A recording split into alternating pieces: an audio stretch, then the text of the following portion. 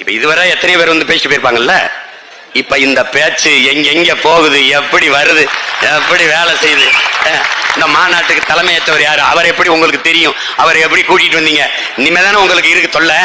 அவன் எப்படி வந்தான், ஏன் வந்தான், என்ன அவனை எப்படி பேச விட்டீங்க, இந்த மண்டபத்துக்காரருக்கு எப்படி மாநாட்டுக்கு அவருக்கு அனுமதி கொடுத்தீங்க, என்ன இதான் நடந்திருக்கு, இதான் நடக்கும். நடந்தது நடவாது, இறந்தது இரவாது, அனைத்தும் நாம் அறிவோம். அது மாதிரி நீங்க பாத்தீங்கன்னா எதை திறந்தாலும் சீமான் சீமான் சீமான் கத்துவான். அப்ப கூட நான் சொல்ல பாடும் பரம்பொருள் சிவன் அல்ல, இப்ப சீமான் தான், அவன் பேர சீமான் தான், பேசிக்கிட்டே இருப்பான். அது மாதிரி இப்ப இதுக்கு கடுமையா வேலை செய்யும், கடுமையா வேலை செய்யும். எங்க அவங்களுக்கு சீட்டு கொடுக்க மொத்த பேர் சீமானுக்கு போட்டு விட்டுற போறாங்க. அப்ப 2-3 தொகுதி மொத்தமா தோத்து போயிருவோங்க அப்படின்பா. அதனால இந்த மாநாடு வெற்றி தான்.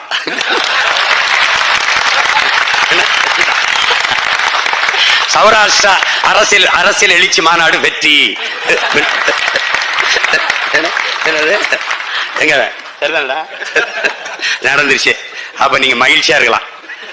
அவங்க தரல, சொந்தம் நாருக்கு பிள்ளை தந்துட்டு போறேன், ஆனா நீங்க எங்க கூட நிக்கணும்.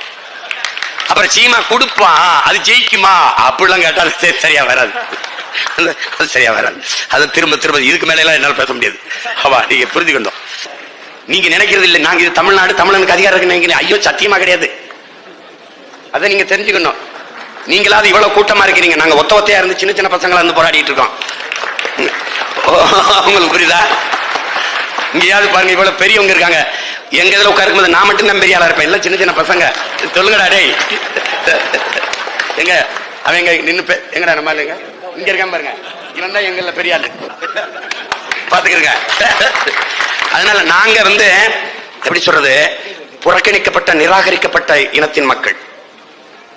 அது என்ன நாங்க முடிவெடுக்கிறோம், எந்த இடத்தில் நீ நிராகரிக்கப்படுகிறாயோ அந்த இடத்தில் தவிர்க்க முடியாத ஒருவனாக எழுந்தனில். அதான் சாதனை. இப்ப தேர்தலில் நாங்க போட்டியிடுறோம்ல, எங்களை போட்டியில வைக்க மாட்டான். நீங்க வேணா குறிச்சு வச்சுக்கிறீங்க, எங்களை சேர்க்க மாட்டான். அது மும்முனை போட்டி, அந்த முனை போட்டி, எங்களை மற்றும் பலர் மற்றவை வைப்பான். நீங்க வேணா நான் சொல்லிட்டு போறேன், இந்த தேர்தலில் இப்ப 26 தேர்தலில் பாருங்க, மற்றவையில தான் நாங்க இருப்போம். இவன் 10 வருஷமா எங்களை மற்றவைகளே வச்சு இப்ப நாங்க வளர்ந்துகிட்டே தான் இருக்கோம். அப்ப என்ன அர்த்தம், அவன் எங்களை நிராகரிக்க பார்ப்பான். எந்த இடத்தில் உன்னை தவிர்க்கிறானோ, புறந்தல்கிறானோ, நிராகரிக்கிறானோ அங்க தவிர்க்க முடியாதவனாக எழுந்து வா. அதான் இங்க. இப்ப நீங்க வேணா இதுல எழுதி வைங்க, இந்த மாநாட்டில் சொல்றேன், நான் பங்கேற்று போயிட்டேன்னா கட்டாயமா உங்களுக்கு அரசியல் அங்கீகாரம் எல்லாரும் கூட்டு கொடுப்பான். ஏன்னா அவனுக்கு என்ன பயம் வரும்னா, என்ன பயம் வரும்